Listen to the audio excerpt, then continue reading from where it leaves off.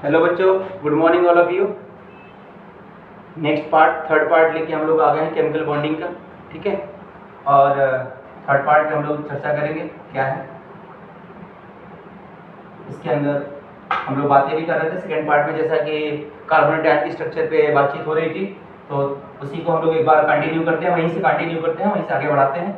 ठीक है, तो ये था सी था आपका, ये ओ हो गया, 3 ऑक्सीजन हो गए, 2 नेगेटिव चार्ज हमने एक यहाँ पे लगाया और एक यहाँ पे लगाया, क्योंकि ऑक्सीजन की इलेक्ट्रोनेगेटिविटी कार्बन से ज़्यादा है, इसलिए हमने ऑक्सीजन के ऊपर नेगेटिव चार्ज लगाया। एक छोटी सी समस्या ये भी आ जाती है बच्चों के सामने कि सर ठीक है, ऑक्सीजन की इलेक्ट्रोनेगेटिविटी ज़्यादा है, हम इस बात से सहमत हैं, इस बात को हम समझ चुके हैं, तो किसी एक ही ऑक्सीजन के ऊपर दोनों नेगेटिव चार्ज आप क्यों नहीं लगा देते हैं? किसी एक के ऊपर लगा दीजिए, जैसे यहाँ पे ऐसे 2 कर दीजिए, या यहाँ पे 2 लगा दीजिए, यहाँ नहीं लगा के कहीं एक ऑक्सीजन पे 2 नेगेटिव चार्ज लगा दीजिए। तो बेटा ऐसा नहीं होता है, कभी कभी बच्चे ऐसे क्वेश्चन पूछ देते हैं, तो ऐसा नहीं होगा।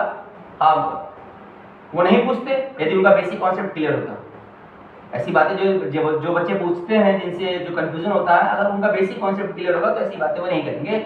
हमारे लिए ऐसा है कि हम ऐसा नहीं कर सकते हैं। हम आपको बताना चाह रहे हैं, जैसे ये कार्बन है, सॉरी ये ऑक्सीजन है, तो इसके पास 6 है अभी।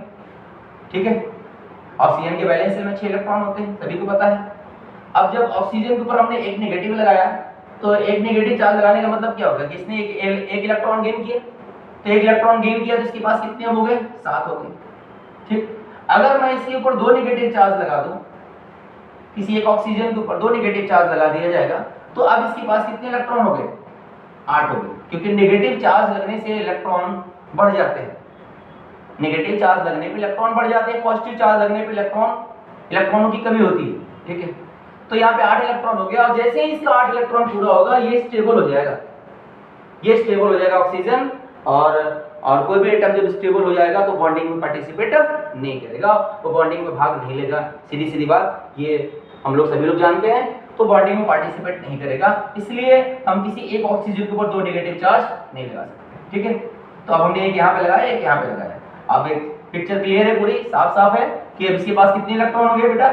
यहाँ हो गए 7, इसके पास कितने हो गए? 7, यहाँ पे कितने हो गए? 6। ठीक है, ऑक्टेट पूरा करना है हमें यहाँ पे, तो इसको कितना चाहिए ऑक्टेट पूरा करने के लिए? 1 इलेक्ट्रॉन। इसको कितना चाहिए? 1। इसको कितना चाहिए? 2। इसके पास कितने हैं ऑलरेडी पहले से? 4। एक इसको पकड़ा दीजिए आप, एक इसको दे दीजिए, और 2 इसको पकड़ाइए।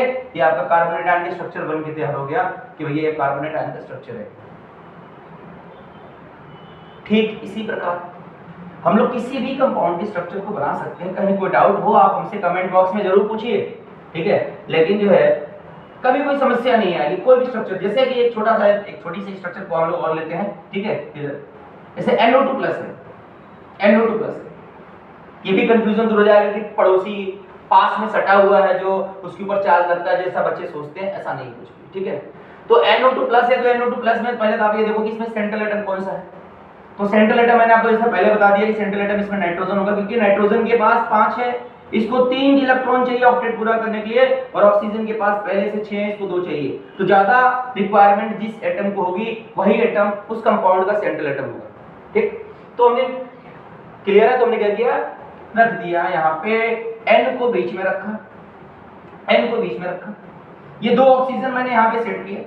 अब ये जो प्लस चार्ज है, देखो अभी तो स्ट्रक्चर में यहाँ पे क्या लग रहा था? NO2+ यहाँ पे लगा हुआ था, तो बच्चे सोचते हैं कि O के पास में लगा हुआ, O से सटा हुआ है, तो मेरे लिए यहीं पे आना चाहिए।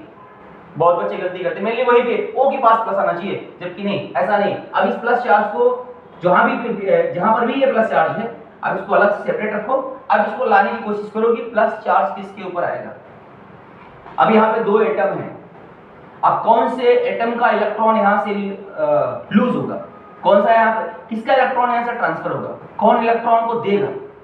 तो सीधी सीधी बात है, देगा वही जिसकी इलेक्ट्रोनेगेटिविटी कम है, देगा वही जिसकी इलेक्ट्रोनेगेटिविटी कम है, और लेगा वही जिसकी इलेक्ट्रोनेगेटिविटी ज्यादा है। यहाँ पर देने वाली बात हो रही है। तो ऑक्सीजन कभी भी इलेक्ट्रॉन नहीं देगा। जैसे मान लीजिए नाइट्रोजन और ऑक्सीजन 2 एटम है, अब कहीं देने की बात आ गई, इलेक्ट्रॉन देने की बात आ गई, तो ऑक्सीजन नहीं चाहेगा, क्योंकि इसकी टेंडेंसी है, पहले से टेंडेंसी है पावरफुल नेचर का, ये इसका जो है कि हम दूसरों से लेंगे, ये देना नहीं चाहेगा, कभी नहीं देना चाहेगा। ठीक है ना, तो नाइट्रोजन की जो इलेक्ट्रोनेगेटिविटी है ऑक्सीजन से, बिल्कुल सिंपली आपको बता रहे हैं, अब यहाँ से आप समझ सकते हैं कि नाइट्रोजन की जो इलेक्ट्रोनेगेटिविटी है ऑक्सीजन से क्या कम है, और कम है तो नाइट्रोजन ही इलेक्ट्रॉन देगा, ऑक्सीजन नहीं देगा। और जो देता है, आप ध्यान रखिएगा कि जिसके पास इलेक्ट्रॉन ट्रांसफर होते हैं, ये किसी को भी दिया होगा, तो अब यहाँ पे जो प्लस चार्ज है वो नाइट्रोजन के ऊपर आ जाएगा, एंड नाइट्रोजन के ऊपर प्लस लग जाएगा। ठीक है, ये प्लस चार्ज कहाँ पे आ गया? नाइट्रोजन के ऊपर आ गया। अब जैसे ही नाइट्रोजन के ऊपर प्लस चार्ज आया, अब इसके पास कितने इलेक्ट्रॉन होंगे भैया? कितने इलेक्ट्रॉन होंगे बैलेंस शेल में? पहले कितने थे नाइट्रोजन के पास? 5, प्लस लग गया, नाइट्रोजन प्लस हो गया, तो कितने हो गए? 4, क्योंकि एक इलेक्ट्रॉन इसमें से निकल चुका है। तो जैसे ही इसके पास 4 इलेक्ट्रॉन हुए, एज ए ये कार्बन की तरह ट्रीट करने लगेगा, कार्बन की तरह हो जाएगा। ठीक, अब कार्बन की तरह अगर हो गया, यहाँ पर हो गया, क्या हो गया है? कार्बन की तरह यहाँ पर हो गया, क्योंकि इसके पास इसमें 4 इलेक्ट्रॉन है। तो 2 इसको चाहिए, ऑलरेडी इसके पास 6 है, 2 इसको चाहिए, ऑलरेडी इसके पास 6 है। इसने क्या किया? 2 इसको पकड़ाया और 2 इसको पकड़ा दिया, और जैसे 2 पकड़ाया, काम खत्म, आपका NO2 प्लस का स्ट्रक्चर बन के सामने आ गया।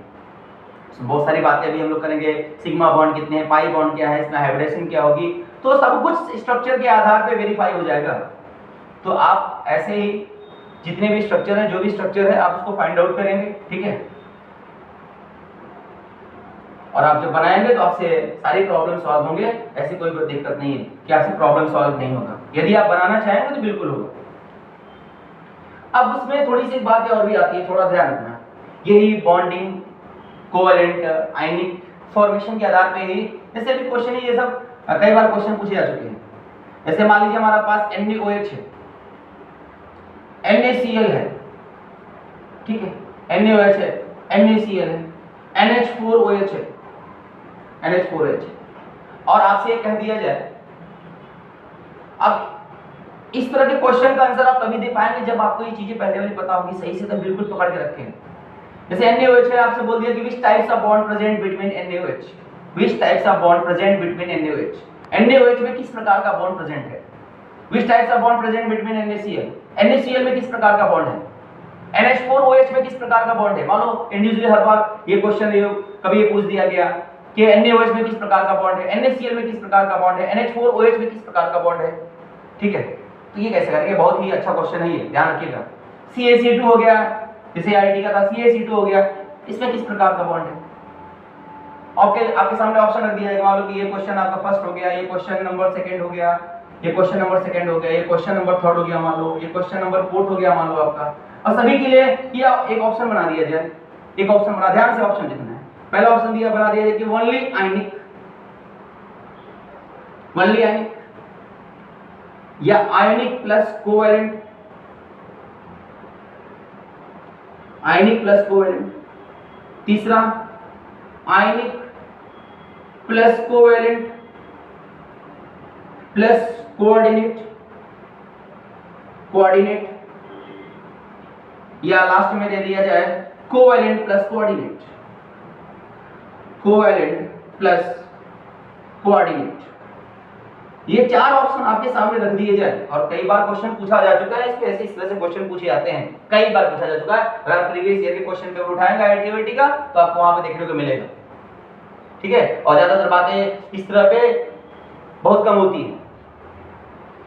अब NaOH में किस प्रकार का बॉन्ड है, NaCl में किस प्रकार का बॉन्ड है, CaC2 में किस प्रकार का बॉन्ड है, NH4OH में किस प्रकार का बॉन्ड है। अगर आप कॉन्सेप्ट आपका क्लियर नहीं है, अगर आप जल्दीबाजी में आंसर देना चाहेंगे तो आपका रॉन्ग होगा। जैसे कि मान लीजिए सपोज करिए हमने आपसे पूछ दिया कि भैया जरा बताओ NaCl में क्या, NaCl में आप फट से बताएंगे सर NaCl में आप क्या करेंगे, बोलेंगे NaCl है तो NaCl में किस प्रकार का बॉन्ड है, यानी हम NaCl को तोड़ दिए, तो तोड़े तो ये हो जाएगा Na+ और प्लस Cl-। ठीक है, आयन में कन्वर्ट हुआ, आपने तुरंत आंसर दिया कि सर NaCl में तो आयनिक बॉन्ड है, ओनली आयनिक है, क्योंकि आयनिक के अलावा इसमें कुछ कोई बॉन्डिंग हो ही नहीं रही है। प्योर प्लस माइनस में यहाँ पे ट्रांसफॉर्मेशन हो रहा है, प्योर आयनिक है। ठीक है, NaCl में आयनिक हो जाए, NaCl के लिए जो ऑप्शन होगा ये पहला ही होगा कि ओनली आयनिक।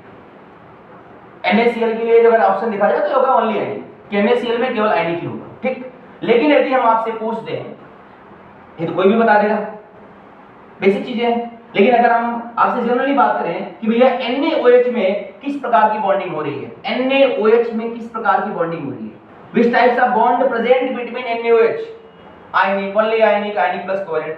तो आप यहां पे भी वही करेंगे, जल्दीबाजी करेंगे कि सर NaOH की बात करें तो NaOH में Na+ होगा और OH- होगा।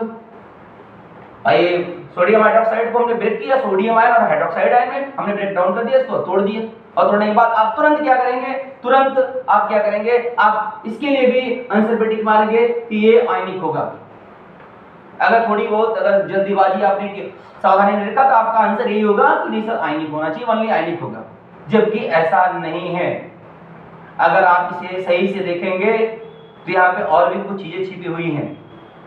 भाई NaCl में था सीधा सीधा सोडियम Na+Cl- स्टेबल हो चुका था, वहां पे था, लेकिन अगर यहाँ के लिए ऑप्शन है आयनिक मारेंगे, केवल आयनिक मारेंगे तो ये रॉन्ग हो जाएगा, 100% रॉन्ग हो जाएगा। अब देखिए कैसे रॉन्ग हो रहा है, थोड़ा देखिए समझिए, सभी लोग समझने की कोशिश करिए। तो अगर इस तरह से ऑप्शन हमारे सामने आते हैं, इस तरह से ऑप्शन हमारे सामने आते हैं कि भैया आयनिक, तो जल्दीबाजी नहीं करना, बिल्कुल प्यार से उसको देखना है और उसको हैंडल करना है कि कैसे क्या हो रहा है। तो NaOH की बात किया तो NaOH के बारे में आप जैसे अगर आपके सामने आ गया NaOH में किस प्रकार का बॉन्ड है, तो आप पहले तो आप इसको थोड़ी ऑप्शन के हिसाब से भी आप क्वेश्चन को देखना है कि जो ऑप्शन आपके सामने रखे हिसाब से आपको क्वेश्चन को भी देखना है, उसी हिसाब से उसको ट्रीट भी करना है, हैंडल भी करना है। तो मैंने कहा कि अगर यदि NaOH को चार्ज में तोड़ा जाए, आयन में कन्वर्ट किया जाए तो किस रूप में आएगा। ऐसा भी नहीं है कि आप किसी भी कंपाउंड को अपने मन मुताबिक तोड़ देंगे, किसी भी एटम को अपने मन मुताबिक चार्ज लगा देंगे, वो एग्जिस्ट भी करना चाहिए। मतलब ऐसा है भाई Na+ सोडियम आयन तो सोडियम आयन होता है, OH- हाइड्रोक्साइड आयन होते हैं, ठीक है। तो जो एग्जिस्ट करेगा उसी को पूरा प्लस माइनस लगाएंगे, उसी हिसाब से लगाएंगे, ठीक है ना। ये सब बातें हम लोग क्लास 9th में पढ़ते हैं। तो चलिए ठीक है, अगर हम NaOH की बात करें कि NaOH में किस प्रकार की बॉन्डिंग है, तो पहले तो हमने कहा कि NaOH को अगर तोड़े तो क्या होगा। NaOH को थोड़ा सा हमने देखा कि भैया Na+OH-, क्या हम इसको ऐसे लिख सकते हैं, NaOH को कैसे लिख सकते हैं, तो ये होगा कि हाँ भैया लिख सकते हैं। NaOH में सोडियम आयन है, हाइड्रोक्साइड आयन है, ये सोडियम आयन होंगे और हाइड्रोक्साइड होंगे, और जैसे ही Na+OH- हुआ, फर्स्ट ऑफ ऑल तो आयनिक हो गया, फर्स्ट ऑफ ऑल तो आयनिक हो गया, आयनिक तो हो गया कि भैया आयनिक तो होगा ही होगा। अब आयनिक होने के साथ साथ आप थोड़ा पेशेंस रखेंगे और देखेंगे कि इसमें और भी कोई बॉन्डिंग तो दूसरी नहीं हो रही है। तो ये हुआ कि भैया Na+ में देखा इंडिविजुअली आप Na+ के बारे में, तो Na+ तो स्टेबल हो चुका है, Na+ स्टेबल हो चुका है, नहीं यहाँ पे कोई बॉन्डिंग ऐसी नहीं हो रही है। लेकिन अगर आप ध्यान से देखेंगे तो OH- के बीच में यहाँ पे बॉन्डिंग हो रही है, और वो कैसे हो रही है ध्यान से देखिए, हमने इसकी पहले सारी बातें आपसे की है। OH- के बीच में बॉन्डिंग हो रही है, O और H आप लगाएंगे, और ये माइनस चार्ज भी हमने आपको बताया कि प्लस माइनस किसके ऊपर लगते हैं, ये भी मैंने वेरीफाई कर दिया। ऐसा नहीं कि हाइड्रोजन के पास में है, बगल में सटा हुआ है तो हाइड्रोजन के ऊपर नेगेटिव चार्ज लगेगा। इलेक्ट्रॉन नेगेटिविटी के आधार पे आप प्लस माइनस को लगाएंगे, तो चूंकि माइनस चार्ज है तो ऑक्सीजन आपका मोर इलेक्ट्रोनेगेटिव है तो इसके ऊपर लग जाएगा। जैसे ही यहाँ पे लगा तब इसके पास कितने इलेक्ट्रॉन हो गए, 7, और यहाँ पे कितना बेटा 1, ठीक। और इसे अगर हमें इसका अपडेट और डुप्लीट पूरा करना है तो हम क्या करेंगे, एक बीच में सिंगल बॉन्ड डालेंगे। जैसे सिंगल बॉन्ड डाले तो इसका 7 + 1 और इसका 1 + 1, इसका हो गया 8, इसका हो गया 2, बात हो गई पूरी।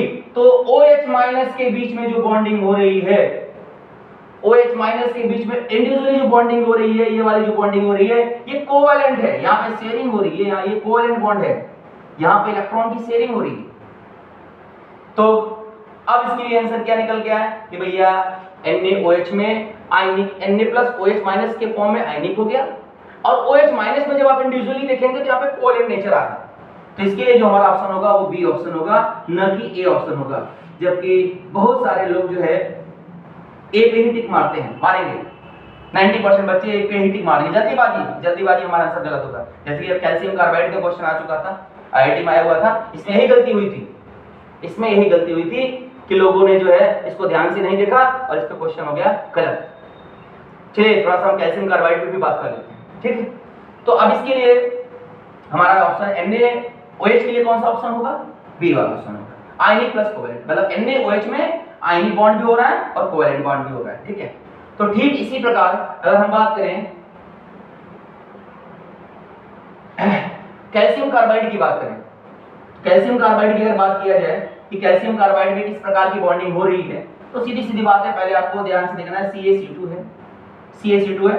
कैल्शियम मैंने आपको बताया था, ऐसे भी बता दिया पहले, जब ये क्वेश्चन आया था तो बच्चों ने ऐसे इसका स्ट्रक्चर बना दिया था। देखो कैसे बनाया गया था, ऑप्शन क्या था, IIT ने पूछा था इसमें सिग्मा पाई बॉन्ड कितने हैं, how many number of sigma and pi bond, sigma pi पूछा गया था कि कैल्शियम कार्बाइड में सिग्मा और पाई बॉन्ड कितने होते हैं, और ये बच्चा वही बच्चा बता सकता है कैल्शियम कार्बाइड में कितने सिग्मा पाई बॉन्ड है, ये बच्चा वही बता सकता है जिसको ये पहले से पता होगा।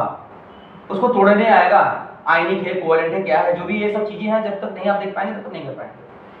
तो स्ट्रक्चर क्या बनाया था बच्चे ने, जैसे जब ये आया था बहुत सारे बच्चों ने ऐसे किया था कि सर ये कैल्शियम है, कैल्शियम हो गया, फिर हमने यहाँ पे ऐसे कर दिया, बीच में कार्बन यहाँ लगा दिया और बीच में ट्रिपल बॉन्ड लगा दिया, ऐसे लगा के उन्होंने जस्टिफाई कर दिया और आंसर दे दिया कि 1 2 3 3 सिग्मा। अभी आप घबराना नहीं, सिग्मा पाई के बारे में हम लोग बात करेंगे, जनरली बता रहा हूं 3 सिग्मा हो गया और 2 पाई हो गया, ठीक है। ऐसा उन्होंने ए बी ऑप्शन रखा गया था, उसमें ऑप्शन ए भी था जबकि रॉन्ग ऑप्शन था, रखा गया था ये भी। तो ये इस फॉर्म में एग्जिस्ट ही नहीं करेगा कंपाउंड, क्योंकि मैंने आपको एकदम क्लियर बताया हुआ है कि दो डिफरेंट ब्लॉक एलिमेंट यदि होंगे तो वहां पे आयनिक बॉन्ड का होना एकदम नेसेसरी है, आयनिक बॉन्ड तो वहां पे जनरेट होगा ही होगा। और यहाँ पे कैल्शियम आपका S ब्लॉक है और कार्बन आपका P ब्लॉक है, और यहाँ पे हमने क्या किया, शेयरिंग करा दिया, जबकि शेयरिंग की संभावना कहां पर होती है, कोवेलेंट बॉन्ड में होती है। जब सेम ग्रुप ऑफ जो है एक ही ब्लॉक के एलिमेंट होंगे और यहाँ पे डिफरेंट ब्लॉक एलिमेंट हो गया, ये S ब्लॉक का है और ये P का है, तो डिफरेंट ब्लॉक में आयनिक होगा, ये गलत हो गया, स्ट्रक्चर ही गलत हो गया। तो इसका स्ट्रक्चर ऐसे बनेगा ही नहीं, मतलब इस आधार पे आप आंसर बताएंगे तो नहीं बता सकते। तो हुआ क्या कि आप CaC2 है, CaC2 में आप सीधा क्या करोगे, इसको आप देखो भैया क्या ये आयोनाइज होगा, आयोनाइज बिल्कुल होगा क्योंकि कैल्शियम है, कार्बन है, आप इसको तोड़ेंगे तो ये हो जाएगा Ca+2 C2 2 कैल्शियम ने 2 दिया, कार्बन ने 2 लिया, तो देना और 2 लेना। अब ये तो जैसे ही ये चार्ज में कन्वर्ट हुआ तो ये आयनिक हो गया। देखिए ध्यान रखिए दोनों चीजें, यहां से आपको दोनों इस तरह के भी ऑप्शन मिल जाएंगे, जैसे मान लीजिए सिग्मा पाई की बात करते हैं तो वो वाले भी कंडीशन क्लियर हो जाएगी। तो ये तो आयनिक हो गया, आयन में कन्वर्ट होगा। अब उसके बाद आयनिक के साथ साथ हमें ये देखना है कि इसमें और भी कोई नेचर है क्या, तो बिल्कुल नेचर दिखाई दे रहा है, स्पष्ट दिखाई दे रहा है। कैल्शियम तो स्टेबल हो चुका है, लेकिन कार्बन की बात करें तो C2 2 के बीच में जो है बॉन्डिंग फॉर्मेशन हो रही है, एक नेगेटिव यहाँ एक नेगेटिव यहाँ, 5 और 5 4 1 5 4 1 5 कि कार्बन के पास 4 इलेक्ट्रॉन होते हैं, एक नेगेटिव 4 1 5 4 1 5, बीच में ट्रिपल बॉन्ड डाल दिया मैंने, 5 + 3 5 + 3 ये हो गया 8 और ये हो गया 8। अब ये जो बॉन्डिंग है, ये आपकी जो बॉन्डिंग है ये कोवेलेंट है, तो इसके लिए भी हमारा जो आंसर होगा कैल्शियम कार्बाइड में, अगर आपसे पूछा जाए कि which types of bond present between calcium carbide, ठीक है, तो उसके लिए भी ऑप्शन होगा आयनिक प्लस कोवेलेंट, ठीक है। तो आज के लिए इतना ही, फिर नेक्स्ट लेक्चर में हम लोग मिलेंगे, नेक्स्ट पार्ट में मिलेंगे, ठीक है। Thanks for watching.